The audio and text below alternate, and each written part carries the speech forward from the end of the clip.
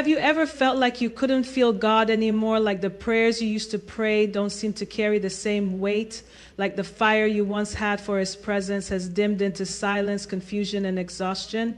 I need you to hear me. Feeling spiritually lost doesn't disqualify you. It awakens something new in you. And in that very place of feeling lost, God is giving you a different language of worship, one that doesn't come from certainty, but from surrender.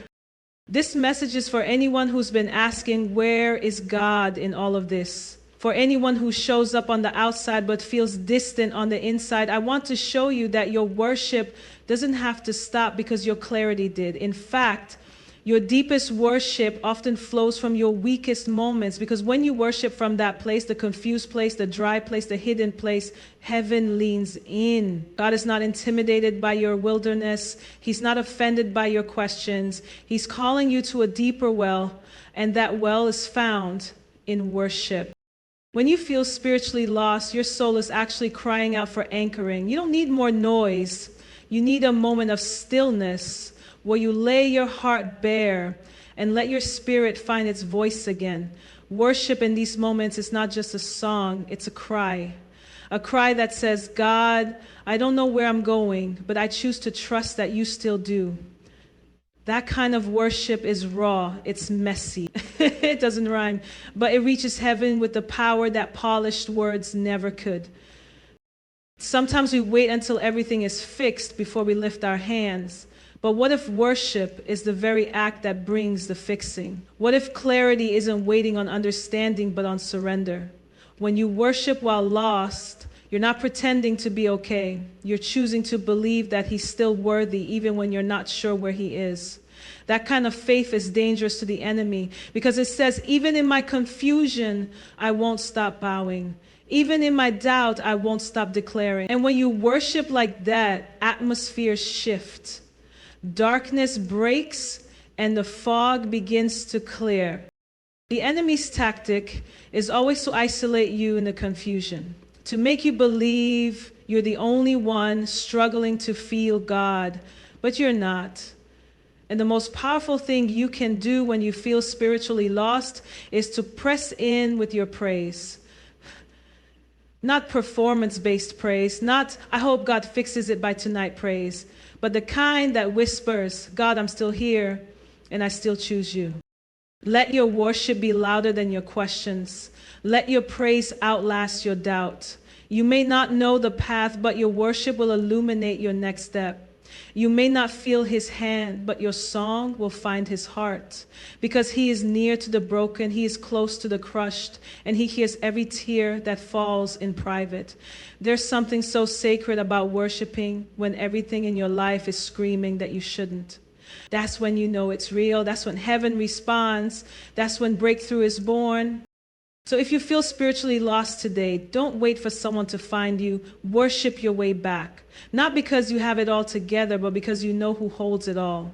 Lift your hands through the confusion. Raise your voice through the silence. Bow your heart through the doubt. Because worship is the bridge between where you are and where God is taking you. And when you worship like that, even lost, you will find yourself anchored again. You may not leave that moment with all the answers, but you will leave it with His presence. And that's more than enough. Spiritual confusion is not the absence of faith. It's the invitation to deeper intimacy. So often when we find ourselves in seasons of spiritual disorientation, we assume something is wrong with us. We wonder if our faith is fading, if we've disappointed God, or if He has somehow walked away from us. But what if that confusion is not a sign of weakness, but a doorway into a deeper encounter? What if it's not punishment, but positioning? When you feel spiritually lost, it doesn't mean you're faithless. It means you're being pulled out of shallow waters into something much deeper, something more intimate, something sacred. God will often disrupt your spiritual rhythm to lead you into a new depth of relationship with Him. The places that once gave you clarity no longer satisfy, because He's growing you beyond what used to feed you. You're not being abandoned, you're being invited. We don't often talk about confusion as sacred, but it can be. Confusion removes our illusion of control. It humbles our confidence in formulas and routines. It shakes us free from performative spirituality and confronts us with the raw question, do I trust God even when I don't feel him? That question, though heavy, leads to transformation because when everything else fades, faith is refined. And that refinement doesn't happen in clarity, it happens in chaos. It happens in mystery. It happens when you stop trying to fix your spirituality and start surrendering to the process God is using to reveal himself in a new way. Intimacy with God is not always cultivated in moments of certainty. In fact, the deepest encounters often begin when the path disappears and you are forced to walk by trust, not sight. When you don't know where you are, you learn how to listen. You learn how to wait.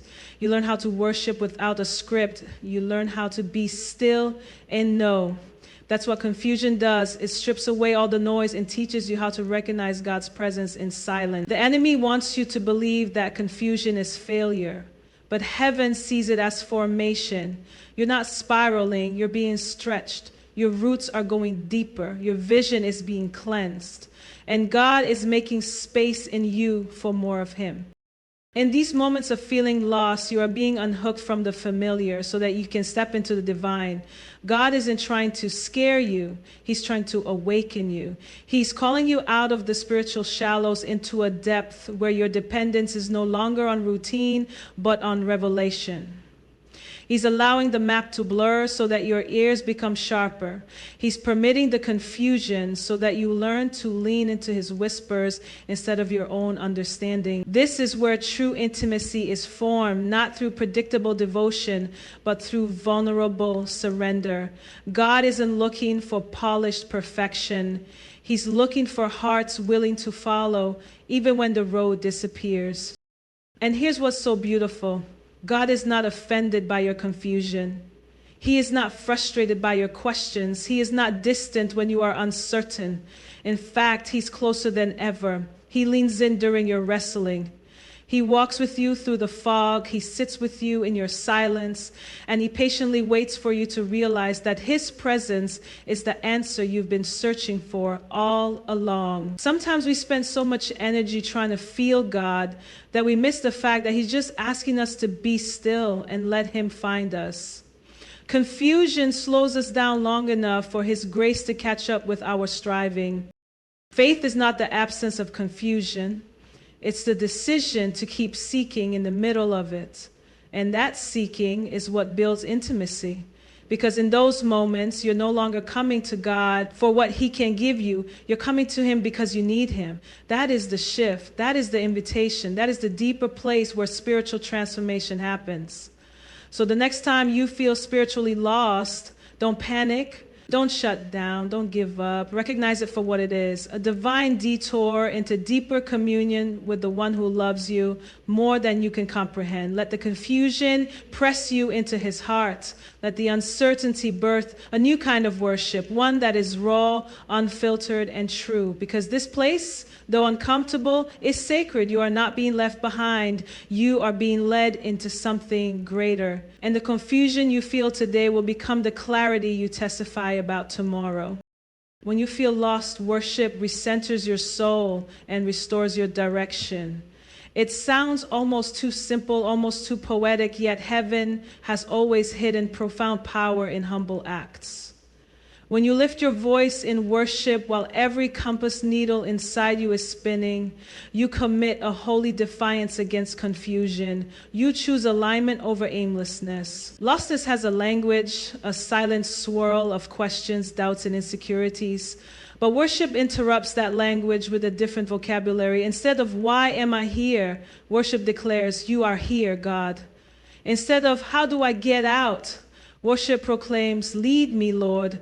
Every note you sing, every whisper of praise, every sigh that turns into a prayer becomes a recalibration of the heart, an internal reorientation toward true knowing.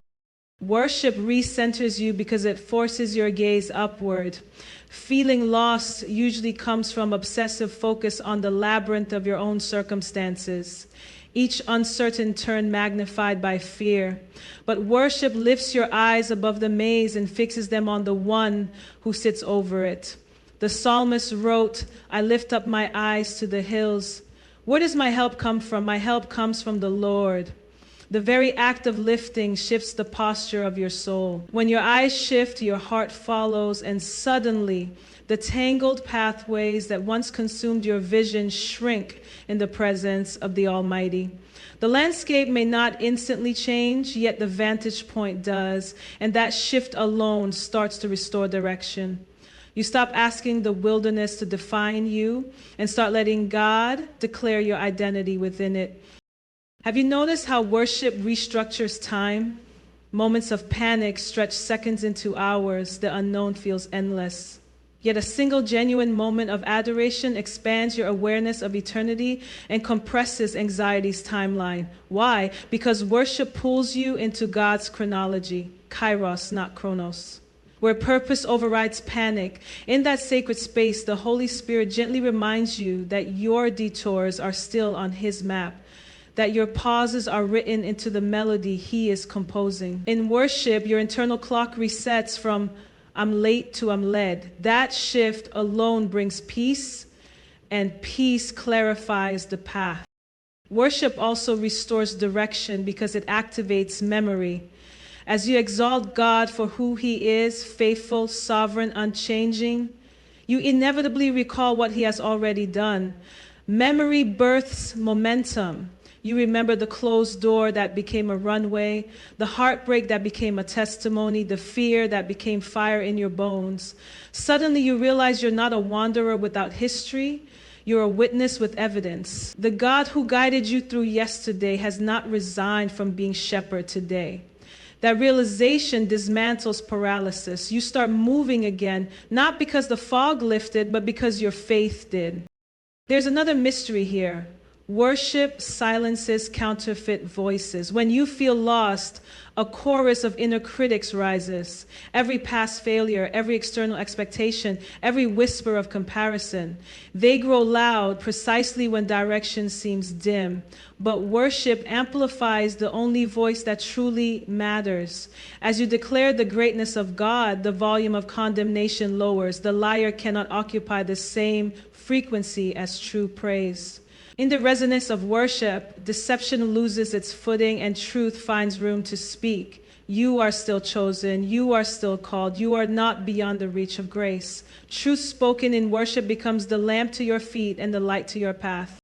And let us not overlook the communal power of worship. Lostness often isolates. It convinces you that no one else understands this drift. Yet, when you step into worship, even if it is a solitary living room moment, you join an unbroken chorus that stretches across centuries and continents. Angels, elders, martyrs, and modern believers all echo, "Holy, holy, holy." Your solitary voice is braided into a symphony larger than your struggle. That unity reminds you of belonging, and belonging is direction in itself. You are not floating, you are embedded in the body of Christ, marching toward a kingdom that cannot be shaken. And finally, worship restores direction because it invites revelation. The book of Acts records that while prophets and teachers in Antioch were worshiping the Lord and fasting, the Holy Spirit said, "Set apart for me Barnabas and Saul." In the midst of worship, assignments were announced, journeys charted, destinies clarified. The pattern remains. Presence precedes instruction. When you worship, you don't beg God for GPS coordinates. You host the guide Himself. His whisper becomes clearer than your latest strategy session. Sometimes He gives you a specific next step. Other times He simply suffuses your spirit with courage to keep walking. Either way, direction emerges from devotion. So when you feel lost, when prayer feels hollow and plans feel futile, dare to worship. Sing off key if you must, whisper if volume feels impossible, cry if words refuse to form, but worship. Let adoration rise above analysis. The map will unfold as you magnify the map maker. Your worship will crown Him king over the chaos, and kings do not allow their citizens to remain directionless. In His presence, confusion bends, compasses realign, and your soul remembers its true north. Worship like that, and lost won't stay lost for long. The moments you feel farthest from God are often the moments He's closest. That statement may challenge your understanding, especially when your emotions scream the opposite. You pray and hear nothing. You worship and feel nothing. You seek and still feel like you're wandering in a fog. But God is not limited by your feelings. His presence is not measured by goosebumps or emotional highs. In fact, His greatest work in you often happens when you feel absolutely nothing at all. It is in the unseen, unheard, and unfelt places that God reveals His deepest love and commitment to you. Not through sensations, but through steadfastness. He is present in your silence, faithful in your confusion, and working in your wilderness. The distance you feel is not always real. Sometimes it's divine desires, designed to develop your faith beyond emotional dependence. We often equate closeness with comfort. If we feel peace, we believe He's near. If we feel fire, we think He's present. But what if God is still just as near in the silence as He is in the shout? What if His intimacy isn't proven by what we feel, but by what He promised? He said, I will never leave you nor forsake you. And that word doesn't expire just because your feelings fluctuate. In fact, your faith becomes mature when you start trusting His presence more than your perception. The very moments you assume He's gone may be the moments He's watching most closely, waiting to see if you worship without proof, pray without applause, and believe without signs. This nearness in your lost season is not passive, it's purposeful. God draws closer not to overwhelm you, but to anchor you. His nearness becomes the subtle breath that sustains you when everything else feels empty. But you must learn to recognize it not in the loud, but in the low. He doesn't always show up in fire or earthquake. Sometimes He comes in a whisper, a thought, a word that gently settles into your spirit. The presence of God in your lowest moments may not change your environment, but it will shift your atmosphere. And that shift is often so soft, so sacred, that only a heart postured in surrender can perceive it. When you feel distant, it can be tempting to withdraw even further. You may feel ashamed, thinking you should be stronger, more consistent, more spiritual. But God doesn't draw near to your performance. He draws near to your honesty. Scripture says He is near to the brokenhearted, not the perfect. He is close to the crushed in spirit, not the put together. So if you feel far from Him, let that feeling drive you into transparency, not guilt. Be honest with Him. Say what you feel. Let your weakness speak. Because when you give God your raw, unfiltered truth, you create space for Him to reveal His. Position many times, what feels like distance is actually transition. You're being stretched, matured, and prepared for something new. And because God is a masterful Father, He will sometimes step back just enough for you to learn how to walk without always leaning on what's familiar. Like a parent teaching a child to walk, He hasn't moved away. He's simply changing how He interacts with you so you can grow. That stretching can feel like abandonment, but it's actually a sign of trust. He's trusting you to seek Him, not just for what He gives, but for who He is. In these moments, your worship becomes a lifeline. It may not feel powerful, it may not feel effective, but when you choose to worship while feeling spiritually lost, that choice carries eternal weight. You are declaring that God's worthiness is not tied to your emotional state. You are anchoring yourself in the truth that He is Emmanuel, God with you, even when you can't trace Him. And the beautiful thing about this kind of worship is that it begins to uncover His nearness. The more you sing, the more you sense, the more you lift Him up, the more your heart lifts. His presence hasn't changed. You just begin to notice it again.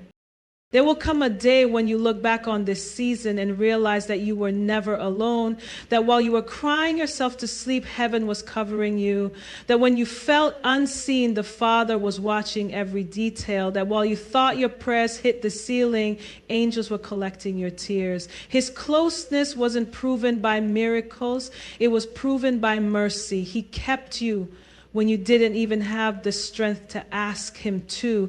And that kind of nearness, that kind of love redefines everything. So when you feel far from God, remember this: He hasn't moved. He's just closer than you know.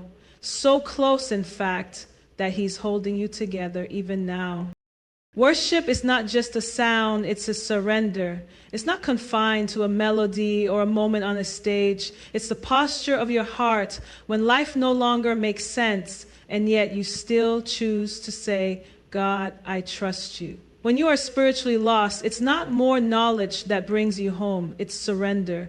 And worship is the clearest, most powerful expression of that surrender.